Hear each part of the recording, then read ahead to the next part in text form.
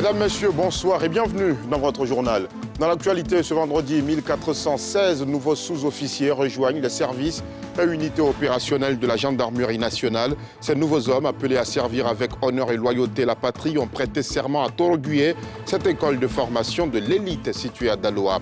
Nous irons à la rencontre de Prince Ézéchiel Nzoréaka, ce brillant élève qui a décroché le baccalauréat série C avec un score exceptionnel de 374 points sur 400. L'enfant de 17 ans rejoint la très restreinte liste des cracks de cette édition. Immersion à suivre dans son quotidien. Et puis la ville d'Issia, chef-lieu de département du Haut-Sassandra, fait sa mue. Bitumage des grandes artères de la ville, un nouveau et grand marché, un terrain omnisport et encore une nouvelle décharge. Le constat de ces grands chantiers de développement dans quelques minutes. On ne parle que de lui depuis la proclamation des résultats du baccalauréat. Prince Ézéchiel Nzoréaka, 17 ans, a réussi avec brio cet examen en obtenant 374 points sur 400. Élève en série C, la série scientifique, ces différentes notes suscitent juste de l'admiration. 20 sur 20 en mathématiques, 19 sur 20 en physique-chimie et 17 sur 20 en français. Nadia Ija est allée à Yamoussoukro à la rencontre de celui qu'il convient d'appeler un véritable génie. Chez la famille Aka, au quartier Kokrenou et Yamoussoukro, l'ambiance est encore à la fête. Ici vit Prince Ézéchiel, 17 ans, désormais considéré comme un modèle pour toute une génération.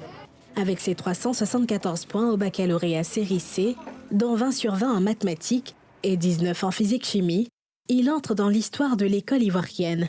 C'est le travail, surtout qui était à créer. Le travail à discipline et à rigueur sur soi, qui était en fait écrit pour décrocher ce brillant diplôme. Je suis très satisfait. C'était le nombre de mes objectifs, d'avoir au moins 19 en mathématiques et 18 en physique. Un parcours exceptionnel soutenu par un environnement familial stable. Issu d'une famille de 4 enfants, d'une mère enseignante et d'un père colonel des eaux et forêts, il a bénéficié du soutien inconditionnel familial. Depuis son enfance, c'est lui seul même. Tu ne vas jamais dire à Prince Nzoré d'aller étudier. Tu vas le voir, lui-même, il va faire sortir ses cahiers, se mettre à table. Pour la terminale, lui-même, il a cherché à finir son programme. Maman, je vais Internet, j'ai telle leçon à prendre, je vais aller sur le net, penser comme ça. Il va toujours en avance. En 2022, Prince Ézéchiel intègre le prestigieux lycée scientifique de Yamoussoukro, où il a su s'imposer par ses résultats, mais aussi par son comportement exemplaire. Élève brillant, toujours prêt à aider les autres. En classe, il est très bien, très bien. Et très régulièrement, il a de très bonnes notes. 20, 19, vraiment, il est très bon. Il a eu 16 de moyenne, de la seconde à la première, et de la première également à la terminale. C'est les mêmes performances que l'enfant a eues. Et pendant l'année scolaire, c'est un enfant qui a pris tous les grands prix du lycée scientifique.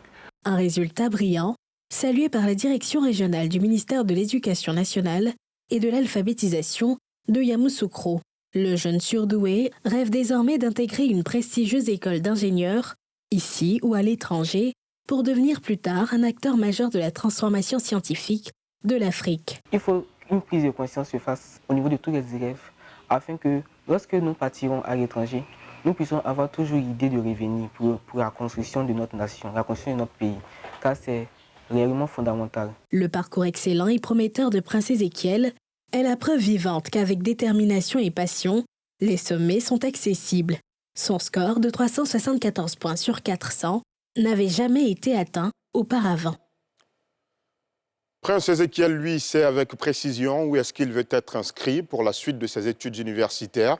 Est-ce le cas pour les autres bacheliers ivoiriens? La 5e édition du Salon international des inscriptions d'Abidjan a ouvert ses portes depuis hier et les attend en grand nombre.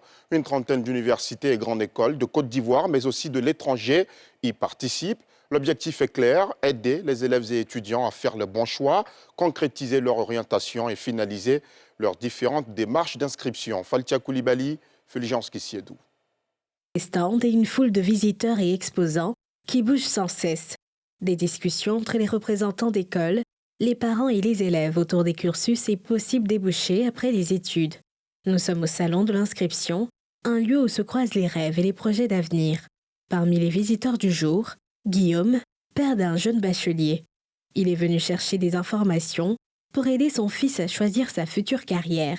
Je suis vraiment satisfait des discussions qu'il y a eu avec le responsable de l'université business du Rabat, parce que d'abord l'hébergement c'est au sein de l'université, et puis il y a la chambre, il peut faire à manger, tout place là-bas, il n'est pas bien de sortir. Les informations qu'on a eues, et puis ceux qui nous ont dévanciés, il y a de bons résultats, et il y a de bons retours. C'est pour ça que je veux m'engager à faire partie de mon fils au Maroc cette année pour faire des études en commerce puis en marketing. À cet atelier, il n'y a pas que Guillaume. Moi, c'est vraiment important parce que, disons, à la maison, j'ai déjà des difficultés pour me retrouver des filières, pour me trouver un peu des filières dans lesquelles je pourrais m'exercer, où je vais me sentir à l'aise. Donc, en tout cas, c'est vraiment une bonne opportunité pour moi. Sincèrement, je suis très heureuse d'être là parce qu'au moins, on a une idée très claire de ce que les enfants doivent être demain. Parce qu'avoir le bac, c'est vrai, c'est bon, mais il faut savoir ce qu'on va en faire. Bon, généralement, tous nos enfants ne savent pas pourquoi ils vont à l'école et pourquoi ils courent après les diplômes. Cette action vise un objectif précis, permettre aux jeunes de mieux s'orienter. Nous sommes à la 6e édition du Salon international des inscriptions de Smart Africa Students, qui est là pour orienter les étudiants et les bacheliers, les informer et finaliser leurs inscriptions et commencer les démarches administratives, bien évidemment, pour leur projet d'études post-bac ou bien post-diplôme. Ouvert ce vendredi, la 5e édition du Salon international des inscriptions d'Abidjan se poursuit jusqu'au samedi 12 juillet. La France, le Sénégal, le Maroc, entre autres pays, y sont représentés aux côtés d'institutions nationales. Rendons-nous à Torogué, dans la ville de Daloa, où 1416 nouveaux sous-officiers sont en fin de formation. Ils rejoignent ainsi les services et unités opérationnelles de la gendarmerie nationale. Ces nouveaux hommes ont prêté serment hier jeudi. En retour, ils sont appelés à servir avec honneur et loyauté la patrie, mais aussi la loi. Thiemi Danger et Chèque Bleu. Venu faire un retrait, un opérateur économique pris à partie par des bandits. Alerté, la brigade de sécurité rurale 1 se déporte sur les lieux. Sur le théâtre, un premier élément vite neutralisé par la technique de maîtrise de l'adversaire sans armes. Ses acolytes, en retrait, ouvrent le feu sur les hommes.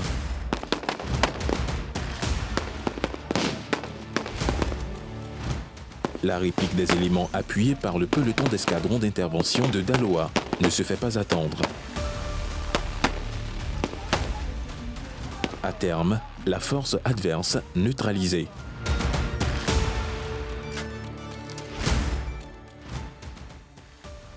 Nous sommes sur le théâtre opérationnel d'une intervention professionnelle des tout nouveaux sous-officiers que l'école de gendarmerie de Torogué vient de donner à la Côte d'Ivoire. Aptes à servir la République, ils ont en face le directeur de cabinet du ministre d'État de tutelle. À ses côtés, le commandant supérieur de l'institution de défense et de sécurité d'élite du pays, dont les tout nouveaux éléments, genoux au sol, s'engagent à être des dignes et loyaux serviteurs de la patrie et de la loi. Par ce serment, les sortants écoles, au nombre de 1416 sous-officiers, s'obligent à honorer l'arme et le drapeau. Des consignes sont édictées dans ce sens.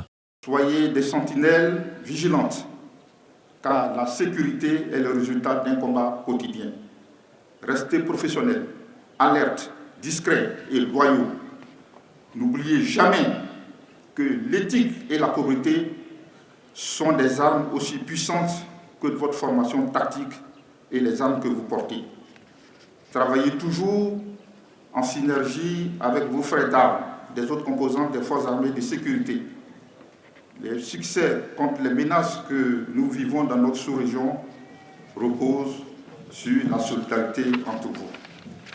Votre comportement sur le terrain, vos rapports avec les populations, le respect des droits de l'homme seront les véritables critères de votre grandeur et de la confiance que les citoyens placeront en vous. Ne trahissez jamais cette confiance. Cet autre renfort de Torogué aux effectifs de la gendarmerie nationale survient dans un contexte de menaces sécuritaires diverses. Dans ce climat, l'émissaire du ministre d'État Téné Birahima Ouattara rassure. Dans ce contexte extrêmement sensible, le ministre d'État, ministre de la Défense, tient à rassurer l'opinion publique nationale et internationale que tous les moyens sont mobilisés pour la montée en puissance de nos forces avec l'acquisition d'équipements modernes, nouveaux et surtout avec une formation de haut niveau comme celle délivrée dans nos écoles. Bien avant, le commandant école mettait en exergue les acquis de cette désormais expansionnaire d'une école d'élite qui, depuis sa création, forge les lettres de noblesse de la gendarmerie nationale. Les élèves sous-officiers sont imprégnés des valeurs cardinales telles que la loyauté, le courage, la discipline, l'esprit de corps, socle de l'exercice du métier des armes.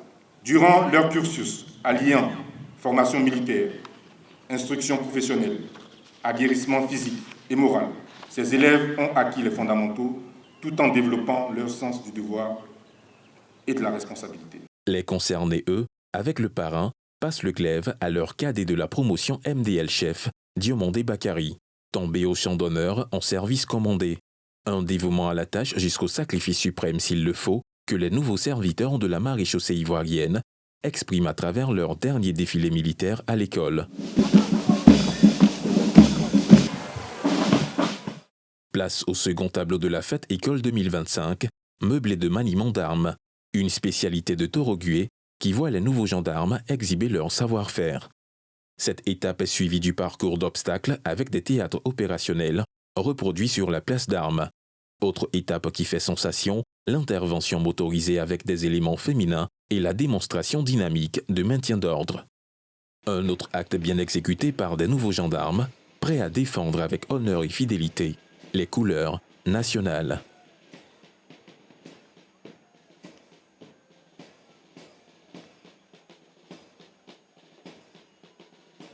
Dans un autre registre, c'est une règle bien établie à la Direction générale des impôts. Tous les trimestres, la structure financière fait le point de ses activités. Et pour ce deuxième trimestre de l'année, ce sont plus de 1400 milliards de nos francs qui ont été enregistrés par la DGI. Ce vendredi 11 juillet, les acteurs se sont donc retrouvés à Port-Bouët. Ils ont examiné ensemble les performances pour ce deuxième trimestre, tiré les leçons et bien sûr planifié les échéances futures. Nadia Eja, Eric Kemou. Sur un objectif de 1542,9 milliards de francs CFA, assigné à la Direction générale des impôts pour le deuxième trimestre de l'année 2025, 1404,4 milliards de recettes fiscales ont été enregistrées, soit un écart négatif de 138,5 milliards et un taux de réalisation de 91%. Dans l'ensemble, sur les 2659,9 milliards de francs CFA attendus pour ce premier semestre, 2511,7 milliards de francs CFA ont été mobilisés. Ce résultat correspond à un taux de réalisation de 94,4% et un écart négatif de 148,2 milliards. Cette contre-performance peut se justifier à travers l'analyse par un faible taux de réalisation en ce qui concerne les actions particulières, qui à elles seules enregistrent un écart négatif de 166,1 milliards sur un total attendu de 179,9 milliards. À cette raison principale s'ajoute la difficulté de la mise en œuvre de l'impôt foncier, l'implémentation tardive de la facture normalisée électronique et la contre-performance de certains impôts. Les efforts qui sont attendus de nous commandent que nous puissions redoubler d'ardeur. Il nous faudra absolument combler le gap enregistré au cours du premier semestre. J'insiste sur la tolérance zéro qui devrait être de mise, notamment pour les DSP et les DPP, en lien avec les impôts de tiers. Des insuffisances à corriger pour atteindre l'objectif de 2515,5 milliards de francs CFA assignés pour le second trimestre.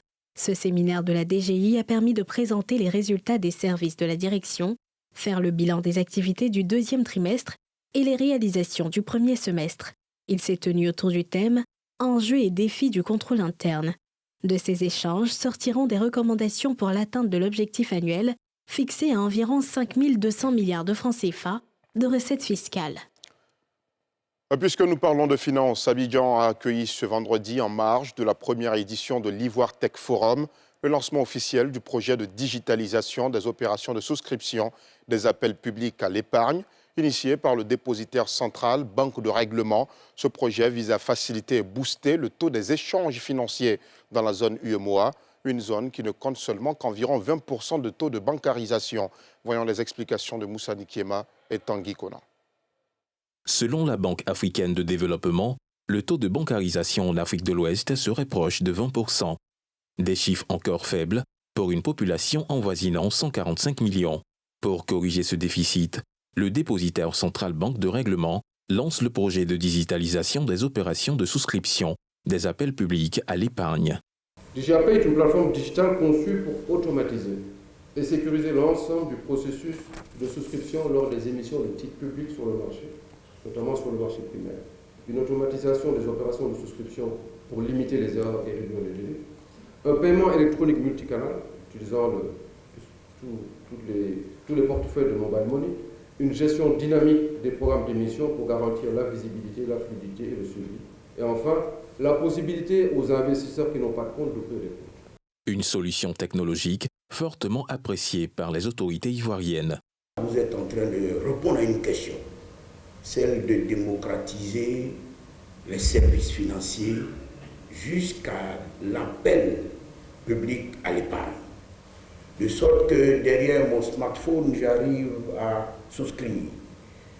De sorte que vos acteurs n'aient plus à se déployer ou à se déplacer pour déposer des bulletins de souscription, ça et là.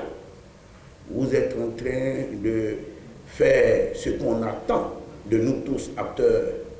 Pour les acteurs du système, cette solution innovante permettra d'intégrer de nouveaux souscripteurs et améliorer la pratique. Avec cette plateforme, on n'aura plus à devoir, par exemple, transporter les bulletins de souscription d'un pays à un autre pour les distribuer à tous les clients. On n'aura plus à chercher à aller démarcher des clients de manière physique. Et ça va être quelque chose qui va nous permettre de gagner beaucoup en temps et en célérité dans le traitement des opérations. Et c'est notamment pour les femmes, les jeunes et les entreprises micro, petites et moyennes. Consolider la résilience du système financier africain, c'est de développer des marchés de capitaux et du système financier. D'assurer qu'on a un système solide, intégré, avec une offre de produits qui sont diversifiés. Conçu par la firme Intelligentsia, le projet DigiAppel constitue une réponse objective de la DCBR à la création de nouveaux marchés, à la mobilisation de l'épargne régionale et internationale, ainsi qu'à l'instauration d'un climat de confiance. Et nous vous le disions en titre, la ville d'Issia, chef-lieu du département du Haut-Sassandra, fait sa mue, bitumage des grandes artères de la ville, un nouveau et grand marché, un terrain omnisport ou encore une nouvelle décharge. Les grands chantiers de la mairie et de l'État ivoirien donnent désormais fière allure à ce carrefour du centre-ouest du pays. Thiemé Dandje et Tanguy Konan ont séjourné dans la cité du Zagoté. Voici le reportage. Issia, commune du centre-ouest ivoirien, à quelques 350 km de la capitale économique, Abidjan. La cité du Zagoté, dans les nouveaux habits de sa marche vers le développement. Signe visible de cette métamorphose en cours, la rénovation du réseau routier, avec plusieurs artères désormais revêtues de bitume.